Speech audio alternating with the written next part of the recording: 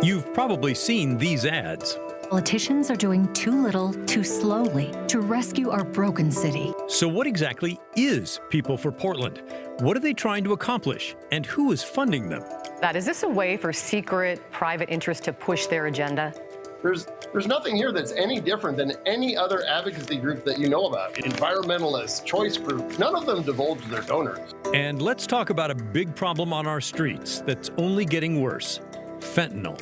It's terrifying. The highly potent drug is hidden in things like pills, which can kill people who don't know what they're taking. Drug trafficking organizations are preying on the weak and addicted.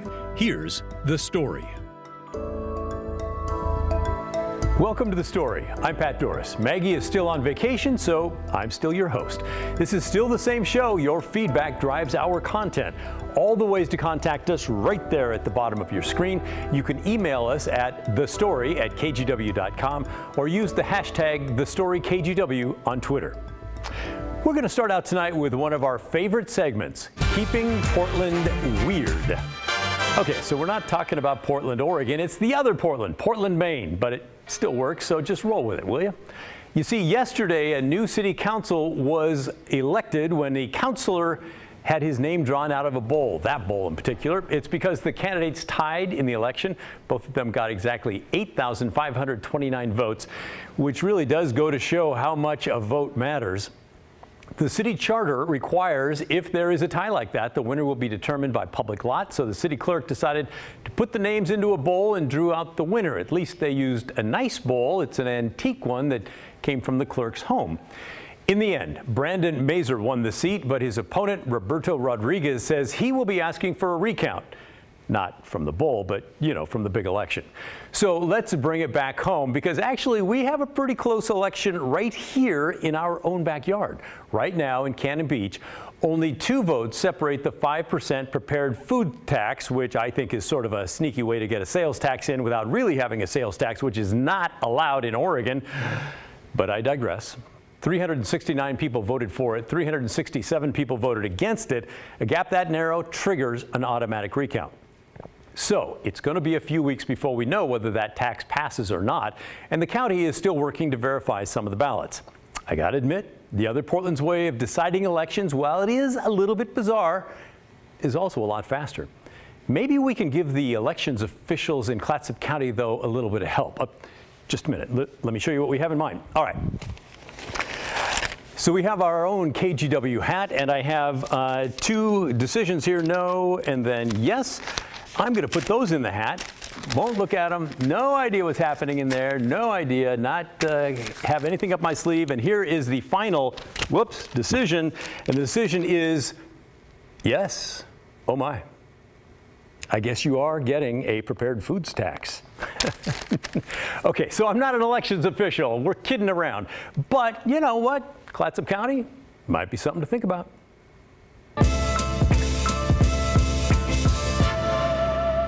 Okay, let's move on and get a little more serious. By now, you've probably heard the new political group called People for Portland. They've been running a bunch of ads on TV and online, pushing our elected leaders to do more about things like homelessness and gun violence.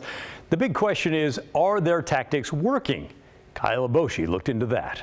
Portland is still full of potential, but politicians are doing too little, too slowly to rescue our broken city. You've probably seen their ads on TV. This is not the end of Portland. Or maybe the internet. It could be if you don't do anything about it. The political group behind this media blitz, People for Portland, is pushing elected leaders to move faster on the city's most glaring issues like homelessness and gun violence. The campaign, which includes public polling and a slew of advertising, urges voters to contact their elected leaders and press them to act. So is it working? To find out, we asked City Hall for a breakdown of emails in the 2 months before and then after the campaign launched in mid-August. The results? People for Portland has clearly flooded the inboxes of city leaders. For example, Commissioner Carmen Rubio got 3,800 emails before the campaign started running ads. After, she got 15,000 messages.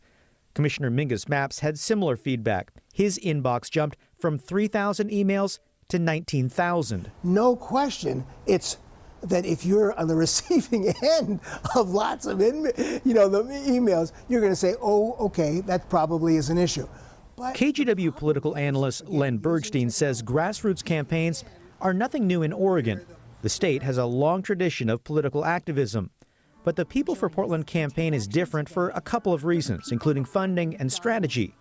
Instead of attacking a particular candidate or ballot initiative, People for Portland is appealing to local voters to press their elected leaders to take action. It's a citywide problem that demands action from City Hall. To their credit, they have injected urgency, I think, into local government decision making. You can't hear a public official nowadays speak about this without saying we have to come up with an urgent solution to that. We identify it as being urgent issues. There's a sense of urgency to this. Take a moment to address the urgent crisis on our streets. Communities demanding urgency around this. This week, Portland Mayor Ted Wheeler even participated in a People for Portland town hall meeting. I support this effort of putting pressure on elected officials. This campaign also stands out because of its funding, so-called dark money. We don't know who's paying for the multi-million-dollar campaign, which is legal under campaign finance rules because People for Portland is set up as a political nonprofit. The two longtime consultants running the campaign, Dan Levy and Ken Looper, previously explained, People for Portland is legally organized, like many other issue advocacy groups, including Planned Parenthood and Basic Rights Oregon, for the purpose of amplifying the voices of others. Just as donors to those other 501c4 organizations are anonymous, so are the donors to People for Portland. Donors don't deserve to be targeted personally for public speech. Well, what's so bad about that? Well, it really does undermine, I think, the rules of the game. And it tends to, I think, really erode some of the integrity of the process and maybe public confidence in it. Local leaders say they're already working to try and solve the problems raised by the People for Portland campaign, like police reform, cleanup, and homeless encampments. They have certainly put the spotlight on these issues. They've certainly put a lot of pressure on local elected officials, and I would expect them to continue to do so. In a statement, Commissioner Mapp said People for Portland is a symptom of the frustration, not the cause. This group seems intent on informing decision makers that the majority of Portlanders want an immediate course correction. Commissioner Rubio added, I agree with Portlanders who share these goals and feel we need to be doing more faster. Commissioner Joanne Hardesty said, I want Portlanders to know these are the priority issues I've been addressing, and I am committed to continuing this work every single day. A spokesperson for Commissioner Dan Ryan explained, Commissioner Ryan is not surprised by the People for Portland campaign overall. Their agenda calls for work that Commissioner Ryan and Portland City Council are already doing. People for Portland says it wants local leaders to move more quickly. And based on the number of emails already sent to City Hall, tens of thousands of local voters agree. They're frustrated and want action. Kyle Boshi joins us now. So, Kyle, a lot of people kind of freaked out because they don't know where this money's coming from. Is there any way to track it? We really don't know who's backing this financially. That remains a mystery, but we are getting a better sense of how much money is being spent. Like all lobbyists, this group has to file with the City of Portland and the City Auditor's Office. And today they filed a report for this quarter. So that's through the month of September. We found they spent about $500,000. Now, we don't know exactly where that money went. We have a rough idea, a lot of advertising, which we see. Those are on the big billboards around town, on the internet, on TV, that type of thing. And we know the message is getting through. The mayor is hearing it. They definitely are. Yeah, great. Thank you, Kyle. Appreciate your reporting. Laurel Porter talked to People for Portland's founders on this week's episode of Straight Talk. She pushed them on some of those dark money questions. Is this a way for secret, private interests to push their agenda? No, the agenda we push is right online, and we show that it's got all of the agenda items have 75% of public support. There's nothing here that's any different than any other advocacy group that you know about, environmentalists, choice groups. None of them divulge their donors.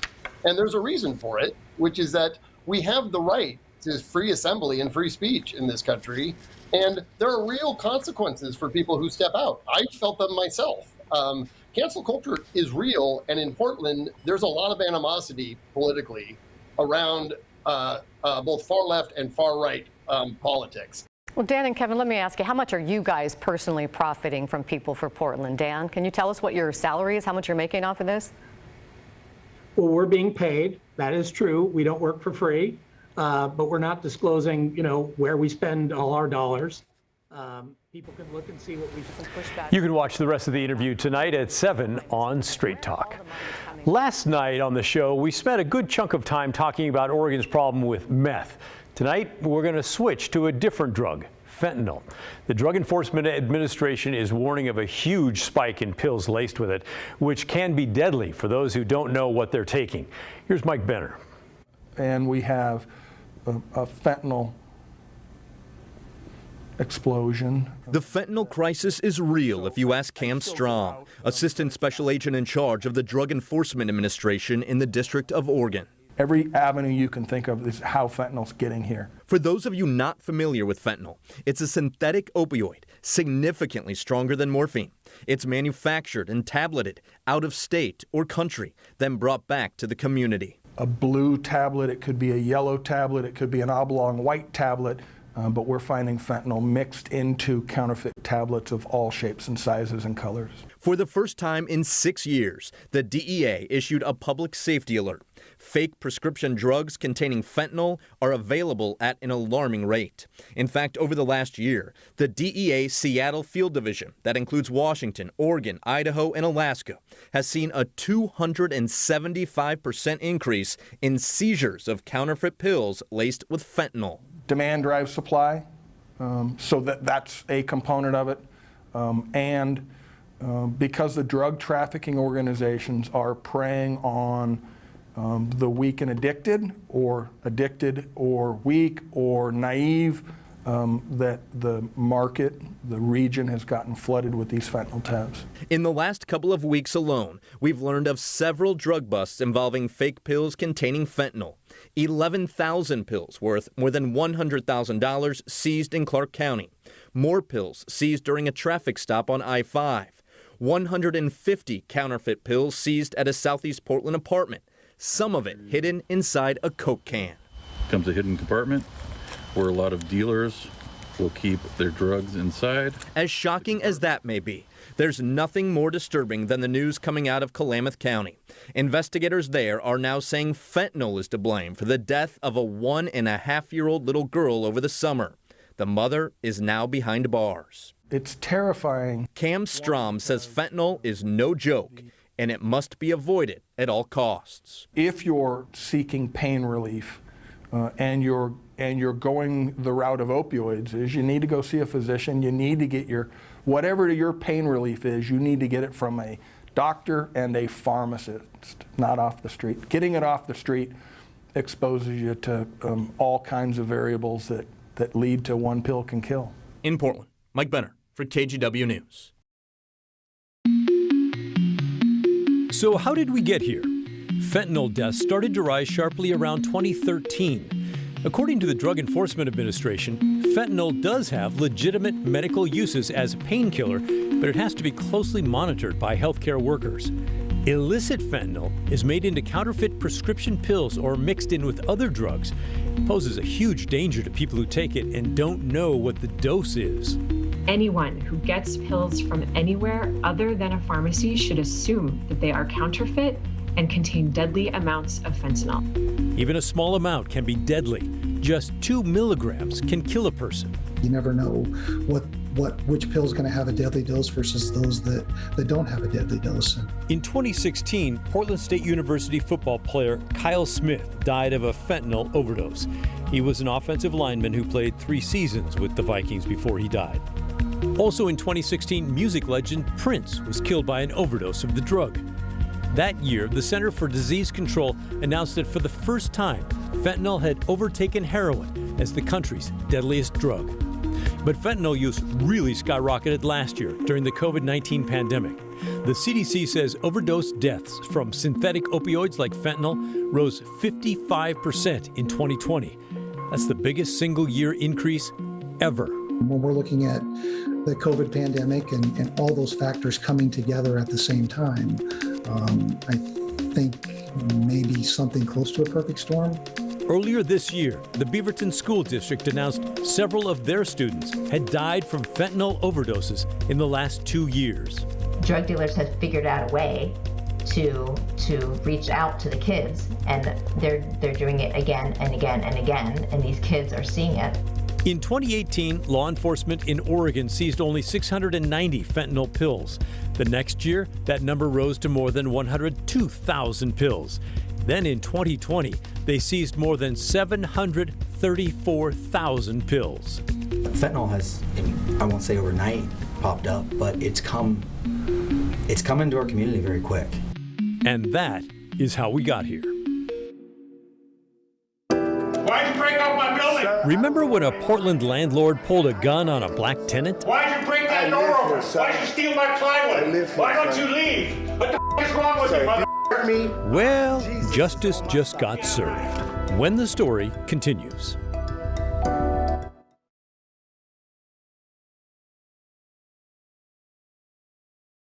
Welcome back. Keep sending your questions and comments to thestory@kgw.com or use the hashtag #TheStoryKGW on Twitter. We really do want to hear from you. We're a lot smarter with you than without you. All right, I want to revisit a story from last year that you may remember. It was shocking. Meet Mr. Leon Drennan, 75 years old. Back in the summer of 2020, he was a landlord in our community. He owned a building in downtown Portland that held the Stewart Hotel. Don't know where that is? Well, maybe this will help. The hotel also housed the longtime strip club called Mary's Club. Well, in August of 2020, Drennan had a confrontation with a resident inside the Stewart, a low-income hotel, which was caught on camera. Check this out. God is good. Bless me, because I pray that your soul be rested. Why'd you break up my building? Sir, I don't know Why'd you break that door I open? live here, sir. Why'd you break that door live open? here, sir. Why'd you steal my plywood? I live here, Why don't sir. you leave? What the is wrong with Sir, you, if mother? you hurt me, Huh? Jesus is on my side. Yeah, right. Yikes. Now, if you're thinking, that's outrageous, you can't do that. Well, I got to tell you, you're absolutely correct. I was shocked when I first saw that video as well. The victim, who's black, called police, and then other victims, also black, came forward as well. There were allegations of Drennan calling one of the men the N-word and pistol whipping him. Well, prosecutors eventually got involved and charged Drennan with 15 counts, including bias crimes, second-degree assault, and unlawful use of a weapon. Two of the victims also sued Drennan in civil court. Recently, Drennan accepted a plea deal and pleaded guilty to second-degree assault, 1 count of unlawful use of a weapon, and 1 count of first-degree bias crime with a firearm. He'll be sentenced, we're told, to 3 years probation and not allowed to own weapons or ammunition. One of the lawyers told us his client settled the civil lawsuit for about $185,000. We've not heard from the other lawyer. All right, let's switch some gears now. We go to a viewer question, this one from Leanne. Where do all the leaves go? Leanne, I know you're talking about the leaves from Portland's annual leaf pickup, which is underway right now. It's happening all month in different neighborhoods around town. You can check out the schedule online, by the way. But back to Leanne and her probing question. Where do all the leaves go? Well, the answer is that PBOT turns them into compost that you can buy at the Sunderland Yard recycling facility in Northeast Portland. They usually pick up 5,000 tons of leaves this year, so that makes a lot of compost. By the way, if you don't want to pay for it, you can wait until April when the city actually gives away the compost for free. If you're a fan of Portlandia, you know how the song goes. The dream of the 90s is alive in Portland. But nothing beats the actual 90s, especially for skateboarders. So we're going to take you back a few decades in the KGW vault to when the Burnside Skate Park was in its heyday. That's when the story continues.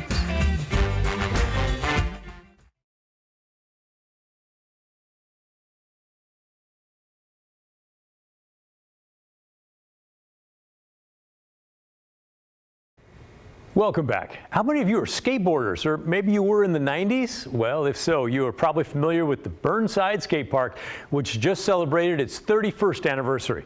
So come with us, take a trip back to '95 in the KGW vault. I like skateboarding because it's just all your own self-expression. You don't know where you're gonna land, yeah, you get scared.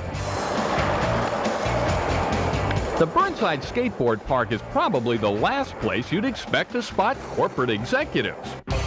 Hey, but that's where you'll find the bigwigs of Palace Skateboards Incorporated.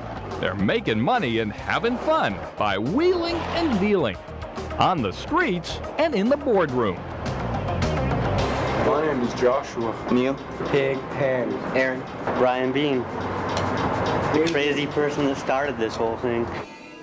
This may be the only company in the Northwest where employees are encouraged to skate through their chores. Palace founder Brian Bean gets his kicks from woodworking and skateboarding. So when he couldn't find a board sturdy enough to ride, he began making his own in a friend's garage. Because I'm a big guy, I weigh 180 pounds, and if I get on a flimsy skateboard and I want to go fast, and the board flexes out underneath your feet, you're out of control. What began as a hobby has grown into a bustling business. Brian recruited a half dozen of his skating buds to help him out, and today, Palace is turning out 100 boards a day. Yeah, this is the best. Wouldn't want to do anything more than make skateboards. The key to making a good skateboard, adequate pressure, the right kind of wood, the right moisture content in the wood. And don't forget the eye-popping illustrations. Sure, they get worn off after a few spills, but in skateboarding, style is where it's at. Started working with this new 4-color process, silk screening. And it allows us to print a photographic image. What I like about the boards, they're the best. They're just the strongest. They last the longest. And we make them so it makes you like them even more. But what the dudes at Palace really dig is their super cool proving ground, just a couple blocks away under the Burnside Bridge. 3, 2, 1. What the Columbia Gorge is to windsurfing, the Burnside Skateboard Park is to skating. A challenging, internationally known venue that demands the best from riders and their equipment. Man, if a skateboard can stand up to this place, it can handle just about anything.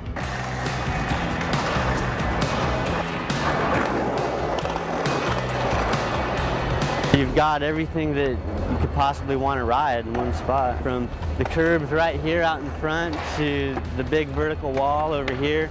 No way, check it, our new ad. Thanks to word of mouth and national ads in skateboarding mags like Thrasher, Palace's reputation is growing faster than bad vibes at a Courtney Love concert. When we checked out the company's headquarters, Brian was cutting a deal with a major sports company. Adidas. There's a trade show in San Diego in September, and they want to take our boards down there and put them in their booth. Might be good for us. So Palace Skateboards is definitely on a roll. And for Brian Bean, the only thing better than making a sale is sailing through the air.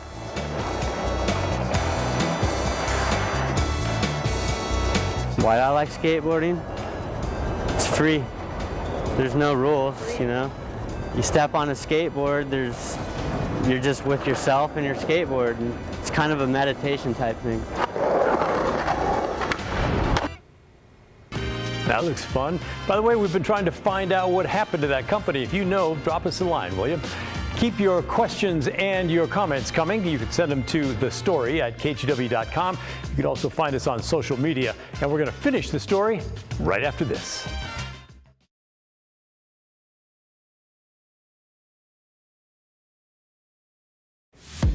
I want to remind you about our Hey Help campaign. This week, we're asking you to consider donating to Discover Your Northwest to help them repair this mess. Recent vandalism at Coldwater Lake Recreation Area at Mount St. Helens. Last month, toilets in the restrooms were smashed. Come on. Sinks were damaged. To donate, just hold up your phone to the QR code here. Hold your phone's camera up. It'll take you to the donation page. You can also go to kgw.com/heyhelp. This is a micro donation drive, so feel free to give any amount, no matter how small. Pick up your phone, follow us on Twitter @TheStoryKGW, or email thestory@kgw.com. Hey, that's the end of the story. Let's bring in Laurel Porter now. Hi, Pat. We're hearing now from the family of a man shot and killed in Portland earlier this year. They finally have a lead on his killers. The news at 6:30 starts now. This is KGW News at 6:30. She will never see her dad again for the rest of her life. She is 6 and has been through more than most adults I know. A family grieving and seeking justice. They want the man accused of killing their loved one caught. Thank you for joining us. It has been months since Johnny Polanco died, and his alleged killer is still out there. Here's Christelle Kumwe. More than 70 people have been killed so far during a historically violent year in Portland. It's not going to fall to the side as a statistic. 30-year-old Johnny Polanco was the city's 60th homicide, but his family wants you to remember him as a brother, father, fiance, and friend to those who knew him. His heart was full of joy and fun and laughter.